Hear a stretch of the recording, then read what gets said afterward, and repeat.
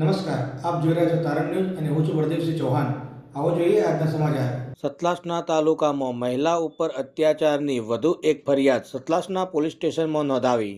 સતલાસના તાલુકાના ભાલુસણા ગામમાં રહેતા પલ્લવીબેન જોશીએ ભાલુસણા ગામના ભાવેશસિંહ દલપતસિંહ ઉપર ફરિયાદ નોંધાવી. જેમાં પલ્લવીબેન જોશીએ થોડાક સમયથી સતલાસનામાં રહે છે અને પોતાનું ગુજરાન ચલાવે છે. ત્યારે પલ્લવીબેને જણાવ્યું હતું કે ભાલુસણા ગામના ચૌહાણ ભાવેશસિંહ નશાની હાલતમાં ગમે ત્યારે મારા ઘરે આવી જાય છે અને મારી સાથે જબરજસ્તી કરે છે અને જો હું ના પાડું તો મને જાનથી મારી નાખવાની ધમકી પણ આપે છે.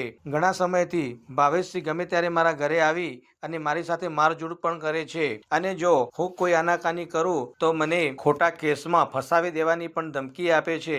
ભાવેશસિંહ નામના વ્યક્તિએ છેલ્લા કેટલાય સમયથી મારું જીવન નર્ક બનાવી દીધું છે. હું જ્યાં જાઉં ત્યાં મને ખૂબ ટોર્ચર કરે છે અને મને હેરાન પરેશાન કરે છે અને જો હું એની સાથે સંબંધ ના રાખું તો મને જાનથી મારી નાખવાની પણ ધમકી આપે છે. આખરે પલ્લવીબેને સતલાસના પોલીસનો સહારો લીધો અને ભાવેશસિંહના વિરુદ્ધમાં કાયદેસરની કાર્યવાહી કરવા માટે ફરિયાદ નોંધાવી.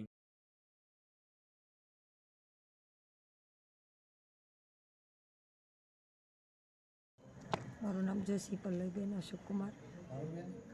અચ્છા, કયા ગામના છો? હું સતલાસનામાં રહું છું. અચ્છા, મારું રેસિડેન્ટ સતલાસના. અહીંયા શાના માટે અહીંયા આવ્યા છો તમે? મને અમારા ગામના એક વ્યક્તિ ચૌહાણ ભાવેશસિંહ દલપતસિંહ મને ખોટી રીતે હેરાન કરતો હતો, જેના વિશે મેં અહીંયા ફરિયાદ નોંધાવી છે. તો એ મને શારીરિક માનસિક ટોર્ચર કરતો હતો અને મારી જોડે ખોટા સંબંધો બાંધીને મને ખોટી રીતે હેરાન કરી છે, જેના વિશે મેં અહીંયા ફરિયાદ નોંધાવી છે. જેના માટે મને ન્યાય મળે એ માટે બસ મારી સાહેબશ્રીની અરજ છે.